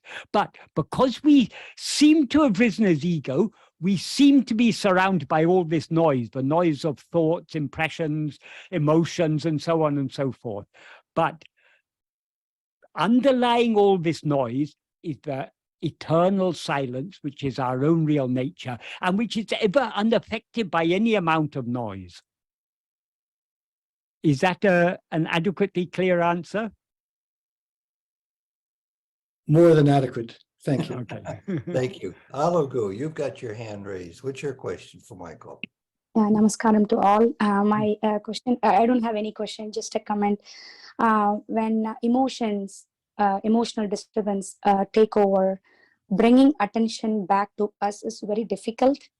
Like Michael James said before, this shows me that how much effort I am putting on the practice. I'm where I am. I didn't do much progress. I have to put more effort. That tells me that I couldn't bring my attention back when the emotions are high. Yeah, yes. That is, there's a beautiful verse in Aksharamlai. Mukilam mungatu mukura mahadane tukiane daralaranachara. When I say there's a beautiful verse, there are 108 beautiful verses in Aksharamlai. Every verse is beautiful in its way, but this is particularly applicable here. The meaning of that verse is Mukilam mungatu mukura mahadane. Rather than being like a mirror held before a noseless man, uplift me and embrace me. That is, we are constantly failing in our efforts to hold on to self-attentiveness. So it is sometimes as if Bhagavan is just like a mirror held before us, showing us but our own defects, showing us that we are devoid of nose. That is showing us how totally unfit we are for this path, how totally lacking we are in true love to hold on to our own being. So the prayer, but even he's showing us our own shortcomings, our own, how we so easily get carried away by emotions, how we get so easily get distracted by strong sensations like pain or whatever it is. All these things is reminding us of our own weakness, our own the inability to follow this path. The more we recognize our own weakness and inability, the more we will depend on grace, because it is grace, it is only by the power of grace that we can succeed in this path. As I say, grace is what has given us, but whatever little liking we have to try to follow this path has been given to us by grace. That liking is called satvasana, and satvasana is grace shining in our heart. So we need to yield ourselves to that more and more. However many times we get carried away by emotions or thoughts or this or that, it doesn't matter. We need to continue trying, perseverance. We will fail any number of times. We all fail. If there's anyone who is honestly following this, who is truly following this practice, they will be the first to raise their hands and say, I am failing every time. I'm hopeless at this path. If we don't feel ourselves to be hopeless in following this path, we are not really following it, because we are constantly up against the nature of the mind, which is constantly going outwards. Under the sway of our vasanas, we are time and time again being swept outwards. But Bhagavan didn't ask us to succeed in this path. He asked us to try. So long as we are trying, we are moving in the right direction. The very fact that we are trying to be self-attentive, doesn't matter how successful or unsuccessful, so long as we are trying, we are slowly weakening the Vishaya vasanas and strengthening the Satvasana. So let us not be discouraged by our failure. The failure should encourage us to try all the more. So, and that verse I said, that is, Bhagavan is like a mirror held before a noseless mind, but that is in order to make us more and more dependent on him, because he's ever ready to uplift us. In other words, to put an end to the rising of ego. That's what he means by uplift. And embrace means to make us one with himself. He's ever ready to do so, but we need to yield ourselves to him. So it's only when we recognize our own total unfitness for this path, but we cannot possibly succeed in this path by our own efforts, but we learn to depend more and more on grace. And the more we depend on grace, the easier it will be for us to subside and to sink back into our being. There's a verse of Murugan from Ramananyana Bodham that Sadhvam quotes in Sadhana Saram. And in that verse, I can't remember the exact meaning of the verse, but it's something to the effect of, when will success arise in this path of self-investigation? Only when we have wept and wept and wept with tears and melted with tears, recognizing our own total inability, our own total unfitness for this path, will we finally subside and succeed in this path. So ultimately, victory in this path is assured, but the victory will not be ours. The victory is Bhagavan's victory. We, as Sadhvam says in one verse, but it's a Tamil verse, but he translated into English in Arunachal Vemba, a naked lie then it would be if any man were to say that he realized the self diving within through proper enquiry set in, not for knowing but for death, this good for nothing ego's worth, 'tis Arunachala alone, the self by which the self is known. That is, ego will never realize itself. Ego is fit only for being destroyed. As Bhagavan says in verse 20 of 21 of Uladu Napadu, Unadal Khan, becoming food is seeing. So only when he has totally swallowed us do we truly know ourselves as we actually are. But what knows ourselves as we actually are is not ourselves as ego. It is he alone knows us as we actually are, because he is ourself. Michael, So we have time for one last question, if we can make it quick. And yeah, that's from okay. Kunal, whose hand's been raised for a while. Go ahead, Kunal. Can you hear me? Yes, yes. I practice self-enquiry. I'm able to observe. There's something wrong with the audio, though. Can you hear me now? We can hear you. Yeah, yes.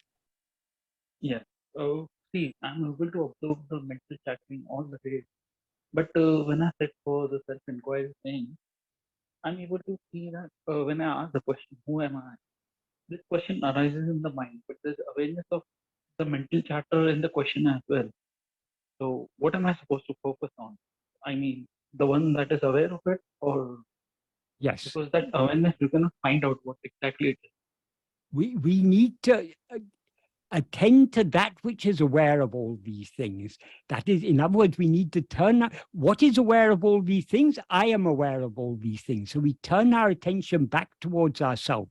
We are not attending to any object. We are not even asking any question. We are self-investigation, as Bhagavan says.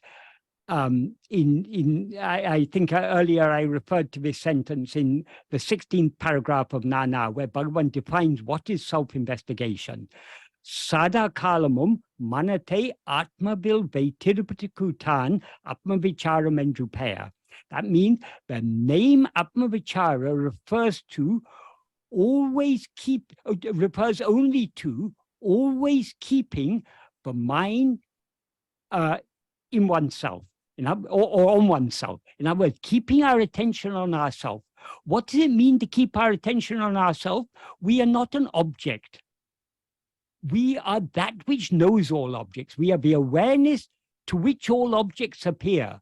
So keeping our attention on ourselves means turning our attention away from whatever may appear back towards ourselves, the one to whom it appears.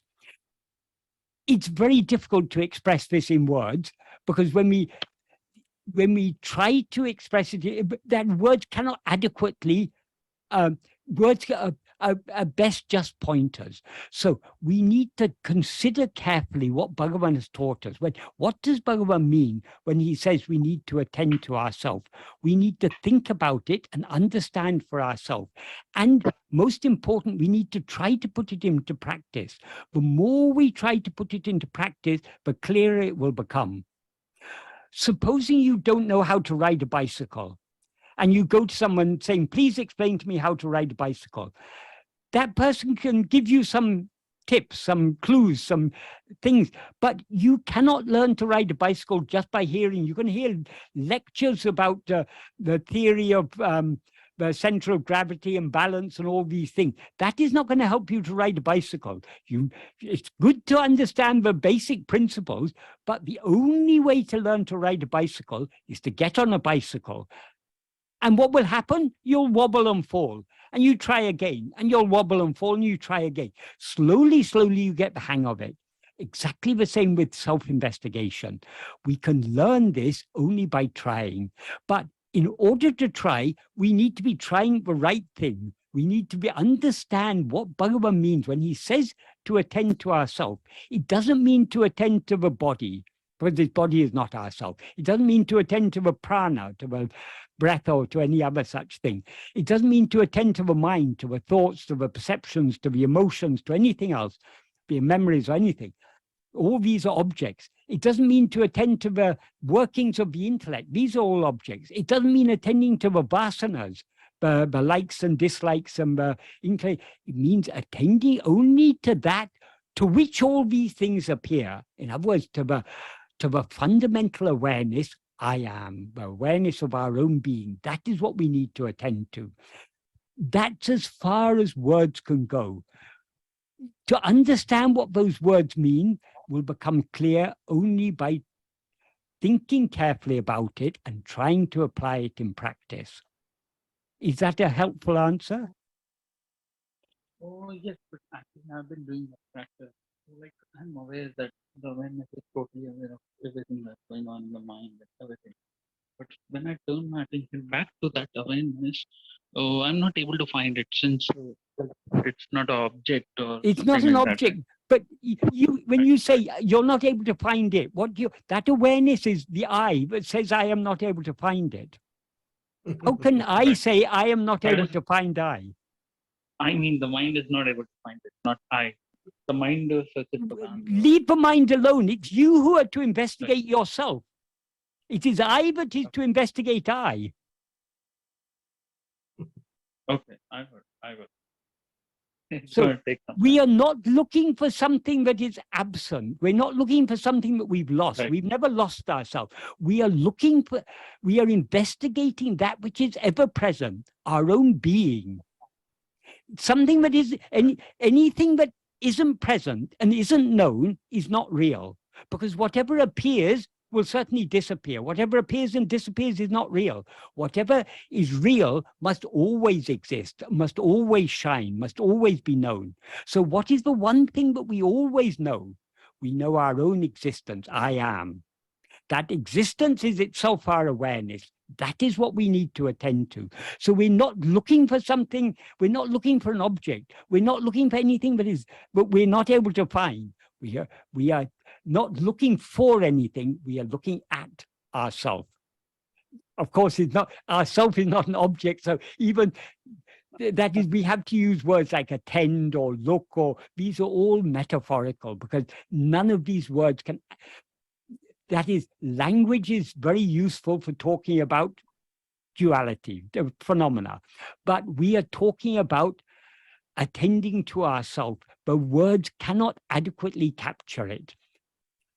That's why when sometimes people are persisted in saying, but Bhagavan, how to do this? How to do this? But Bhagavan said, do you need to be shown the way inside your own home? You yourself have to investigate yourself and find yourself. If the way was objective, it could be shown objectively. This is not objective. It is. It's not even to say subjective is not correct. It is, we're going beyond the subject about reality underlying the subject, namely our own being. There is no sentient being that is not always aware I am. From the highest God in heaven to the lowest insect, every sentient being, every jiva is aware I am. Now we are not aware just I am, we're aware I am Kunal, I am Michael, I am this, Ted, I am whoever. But these are just adjuncts. But one thing that is constant, that is, you're aware of yourself as I am Kunal in waking and dream. In sleep, you're not aware of yourself as I am Kunal, you're aware of yourself as just I am.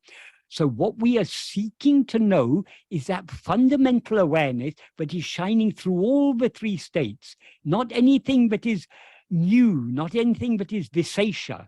We are that nirvisesha awareness of our own being. That is, nirvisesha means it has no distinguishing features, but it is what is ever present.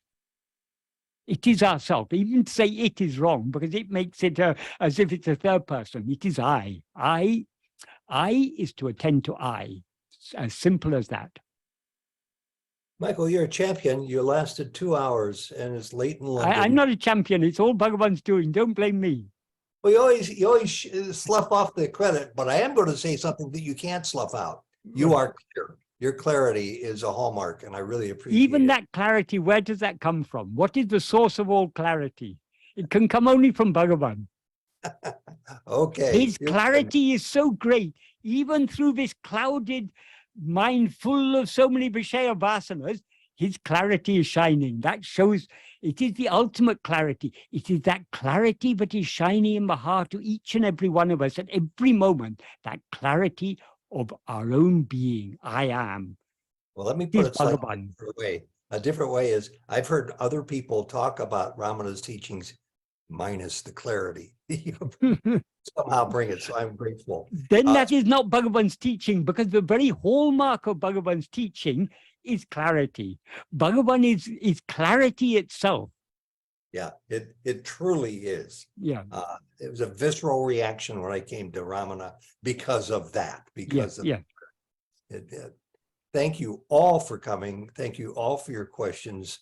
And Michael, take a good rest and good luck with your next group that you meet with live. Yeah, well, And- I've got a few days rest till the next time. Good. And we'll see you all. Somehow it's a miracle how Bhagavan just gives me the energy. I mean, I was in so much pain. I was thinking how I'm going to manage. I was trying to do some writing work. I just couldn't focus on it because I was in so much pain. Somehow when we started talking, it all disappeared. So it'll probably jump back on me again when I stop. But Don't it's say all that shows our whole life is. Everything is our life. So everything in our life is his grace. All the good things that happen to us are grace. All the bad things that happen to us are grace. Everything is his grace. Things happen as they are meant to happen. Yeah, they do. Yeah. We'll see you in May. This year is whizzing by. Right. Yeah. Okay. Very much, and take care for everybody. We'll see as many of you who's got an inkling. We'll see you maybe next week here at 10 o'clock on Sunday mornings in San Diego. Bye-bye. Okay, bye. Namo Thank you. Ramanaya. Thank you. Thank you, Michael, and thank you, Ted. And thank you for all your good questions, everyone. Yeah, great. Please question. take care of your health. Yeah, bye. Bhagavan is there to take care of that. He's taking care of everything. I know that even the bad experiences are good for me, Michael, and I Yes. get them. Doesn't mean I have to like them when I get them. We but I should do like them. them. Bhagavan says in verse 2 of Arunachal Patikam, Ninishtam enishtam, your will is my will. Imbadaku, that is happiness for me. So we should joyfully accept whatever, even if he puts us in hell, Okay, that's his sweet will. I'm perfectly happy. Wonderful. I hope to get to that level. I hope to get to that level. I'm very far from that level. Don't be deceived by my talk.